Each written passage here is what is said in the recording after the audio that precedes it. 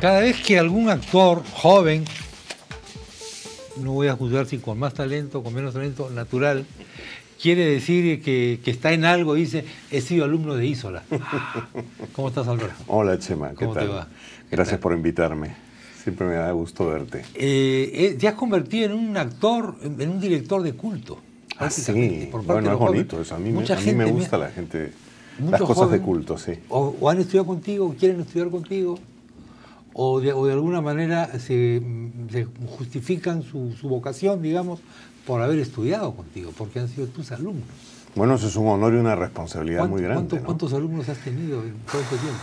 Ya debe haber 2 centenas más o menos, ¿no? 2 centenas. Bueno, enseño todavía además, siempre en la Facultad de Ciencias y Artes de la Comunicación y enseño en el TUC, las 2 instituciones de la Universidad Católica. Es un número alto.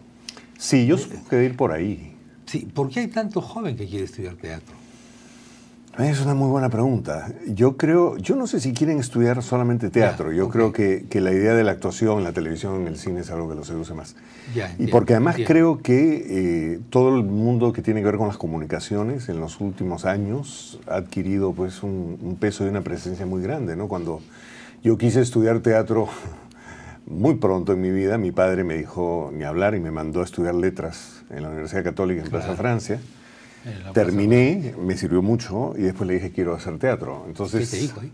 Me permitió hacerlo, me apoyó. Sí, realmente se lo debo mucho a muchas cosas a mi padre. ¿Desde cuándo quisiste estudiar teatro? Desde que vi un ensayo. La primera vez que vi un ensayo, tenía 15 años, estaba en el colegio, me gustaba mucho leer. Y un sacerdote, un hermano marianista que se llamaba Paul Forgach, con quien estuve en contacto hasta que murió hace algunos años, organizó el club de teatro. Y por alguna razón supongo que pensó que me podía interesar. Yo había visto teatro para niños, pero nunca teatro para adultos. Me senté, vi el ensayo y dije, no quiero hacer otra cosa más en mi vida que esto. Y fue así de claro, fue una cosa... ¿Qué fue lo que te fascinó ahí? El trabajo de grupo.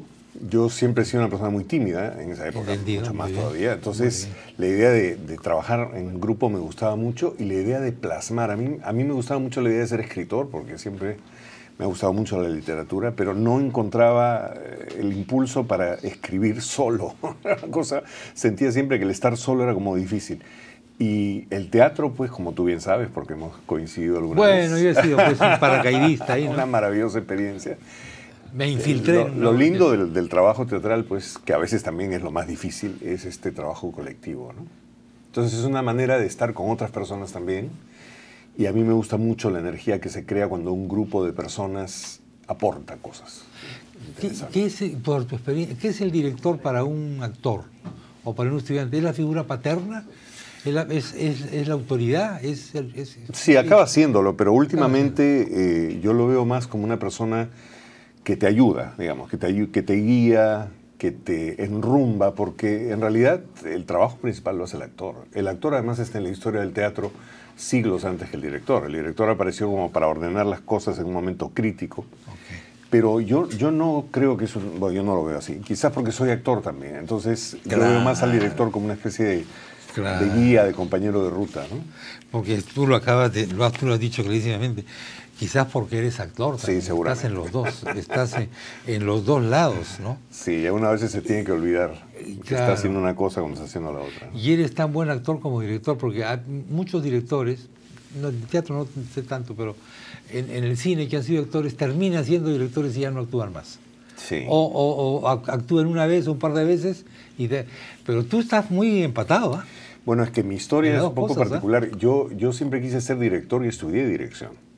Nunca me había visto a mí mismo como actor. Lo que pasó fue que en las escuelas donde estudié, con toda razón, nos hacían actuar a los directores, porque decían, un director tiene que saber por lo que pasa un actor, y es cierto. Y los profesores me decían, oye, pero tú de repente te has equivocado, y eres más actor que director, y yo me molestaba, porque decían, me están diciendo que no soy un buen director. Entonces, era un poco tonto en ese sentido. Pero después, gracias sobre todo a Lucho Peirano, que además le encanta que lo digas y que lo voy a decir. Lucho fue el responsable de hacerme más actor que director. Cuando volví de estudiar fuera a trabajar aquí, estuve en el TUC. La primera obra que hice, ¿verdad? Sí, estuve en Milán y luego en Londres. Y luego en Londres, sí. Mi primer trabajo como actor fue una mítica obra que se llamó Los Calzones, que dirigió Lucho Peirano en el TUC. Sí. Y ahí empecé a actuar y de ahí me enganché. Ah, no sabía que esa era tu primera. Sí, sí, lo digo también porque actuación. al flamante ministro, ya no es tan flamante, ya no está es flamante. un buen ministro, no porque sea solamente, no solamente porque sea un amigo nuestro, le va a encantar que yo haya dicho esto, así que se lo digo. Y lo digo al público. Yo no sabía eso, sinceramente, no. Es verdad. Acá nos están poniendo unas fotos en las que estás tú al medio y tú me dirás a qué corresponde esta fotografía. Esta es una foto de un espectáculo que hicimos en el Arco que se llamaba El Dedo en el Ojo, es del 86, y está nada menos que Monchi Brugué, Magali Bolívar, Mario Velázquez, el gran Aristóteles. Y Aristóteles, ¿cómo está Aristóteles hoy? Está mejor, tiene además un amor por la vida. Esa es una foto histórica.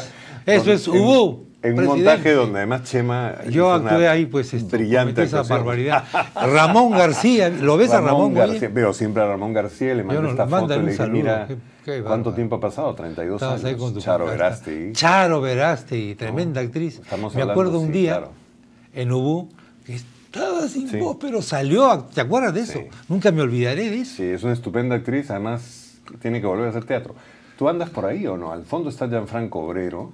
Gianfranco Obrero. Está Mario Pimentel, que no sé dónde se fue. Mario Pimentel, que se fue. Pero tú parecías, ¿te acuerdas que esto ensayábamos en un local en la Avenida Bolivia? En la Avenida Bolivia, me acuerdo.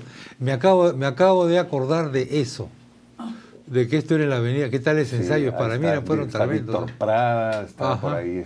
Víctor Prada, Dios mío. Está por atrás. Jerry Galarrete, por atrás está Mario Pimentel y Mónica Rodrigo. Mónica Rodrigo, bueno, pues fíjate. Fue un lindo espectáculo ese, y además se ha publicado el libro, ¿lo viste o no? Hombre, claro, sí. Es una cosa muy linda porque creo que... Trajimos acá el libro, lo comentamos un poquito. Sí, además acordarse de Cancho, pues, ¿no? Y de esa cosa que fue tremenda. Bueno, háblame un poco de La falsa criada, por favor, Alberto. A ver, La falsa criada es una obra muy curiosa, es una obra de un autor francés del siglo XVIII que se llama Pierre de Marivaux. Es una obra que yo leí cuando tenía 19 años, hace exactamente 40 años, y siempre quise hacer. Y gracias a Chela de Ferrar y el Teatro La Plaza hemos podido hacer la obra. Es una obra muy curiosa porque es una comedia clásica que no tiene final feliz. Y es una obra muy cínica, muy dura, sobre una sociedad como esa, que es básicamente el cambio entre el siglo XVIII y el siglo XIX, donde el dinero, el egoísmo prima sobre cualquier otra cosa. Entonces me pareció una obra lamentablemente muy actual. Muy actual, claro. Y la montamos, además con un elenco, realmente es un lujo haber trabajado con esos actores. Ajá. Y la ambientamos en Italia a comienzos del siglo XIX. Y es una obra muy interesante. Buenos actores. Muy interesante, muy compleja, ¿no? Y es un autor que además, sí. Bueno, disculpa la interrupción. No, el teatro sirve para recordarnos, pues eso, al pie de página, lo que tú dijiste, sirve para recordarnos que el hombre es igual siempre, ¿no? Lamentablemente, mismo, ¿no? En algunos casos sí, ¿no? Muy lamentablemente, diría yo. Sí, yo tenía un profesor en el Piccolo que siempre decía, qué pena que las obras que cuentan las cosas más terribles siguen siendo actuales. Siguen siendo actuales. Entonces, en ese sentido, esta es una obra actual. Claro. Pero me parece además muy cercana, ¿no? Hay un sector del público que la encuentra cercana y otro sector del público que la rechaza, pero es interesante en todo caso haberla hecho, y sobre todo porque me propuse trabajar con 6 actores y no hay nada más. En realidad la escenografía, que es muy hermosa, que es de Pepo León, todo es una antigüedad. Sí, hemos trabajado mucho esa sensación, pero lo único que hay en la obra son estos actores que traman, engañan, ¿no? Es una obra llena de, digamos, de tretas y de engaños. ¿La obra originalmente está ambientada en esa época? La obra está ambientada en 1724. 1724. Yo la subí porque me interesaba esa época y porque además no quería usar pelucas. Las pelucas siempre son muy duras. Claro, si hubiese sido un poco antes, pelucas. Sí, y la obra gira alrededor de una mujer que además es Alejandra Guerra Morales, hija de Jorge Guerra, hija de Morales, que está brillante además en la obra, que se viste de hombre. Ya. Entonces, para observar. En realidad es un accidente, se viste de hombre y se encuentra con el hombre al que la han prometido como mujer, y él piensa que ella es un hombre y decide seguir con el engaño para descubrirlo. Lo que descubre es una olla de grillos. En realidad. Veo un vestuario muy trabajado. Ricardo Pedreschi, sí, te pregunto por los colores. Sí, eso es... El color es complementario al carácter del personaje. De alguna manera, una información sí. sobre el personaje. Sí, ahí ves a Miguel Isa y a Cristian Isla, dos grandes actores, además. Ajá. El personaje de Cristian Isla es un arlequín. Claro. Nosotros lo hemos convertido en un personaje que no tiene máscara, pero tiene esa característica del color de la ropa. Y Miguel Isa es el otro criado, ¿no? Los criados de esta obra son personajes fantásticos.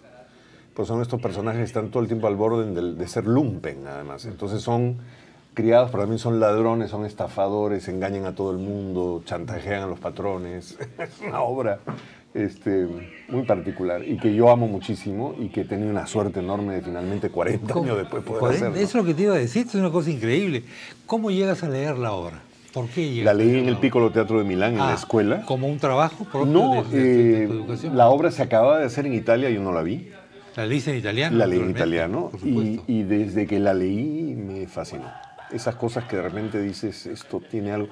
No sabía muy bien por qué, pero creo que con el tiempo me he dado cuenta que a pesar de que su mirada es una mirada realmente negra de lo que es el ser humano, hay algo ahí que me parece interesante y que creo que habla a nuestra época, porque vivimos una época muy dura también, muchas cosas donde además el dinero no solamente es la base de todo, sino hemos perdido cualquier intento de solidaridad, es una cosa tremenda. Claro. ¿no? Y la obra habla de ello. Has dicho algo que me parece interesante.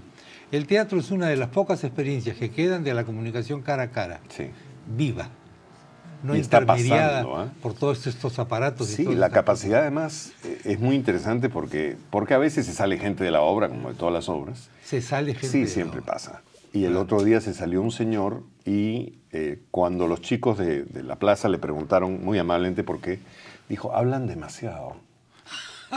¡No! Y me pareció muy interesante. Me pareció muy interesante porque podría haber dicho no me gustó, me aburrió, está mal hecha. No, dijo, hablan demasiado. Y yo dije, bueno, evidentemente estamos en un momento donde ya no hablamos ni siquiera mucho ni poco, nada. Entonces vas a ver una obra que te exige sentarte y escuchar, y es una dificultad para mucha gente y es una pena. Y sin celulares. Y sin celulares. Aterradores. Sí, y no es rapidita.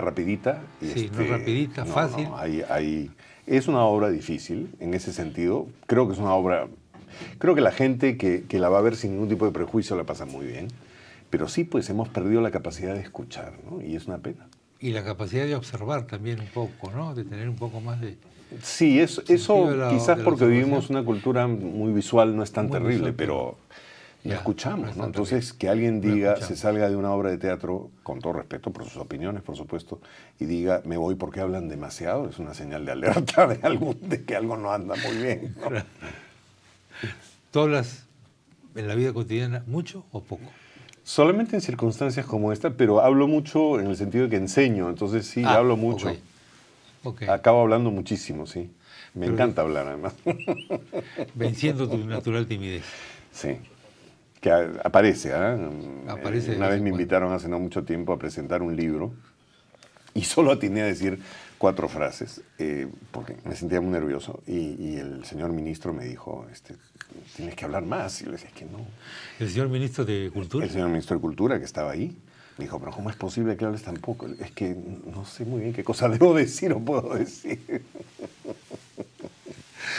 Alberto, te agradezco enormemente tu asistencia. Siempre es un placer hablar contigo. Al programa y seguiremos siempre conversando con Alberto Isola. Encantado. Sobre el teatro y sobre otros temas también.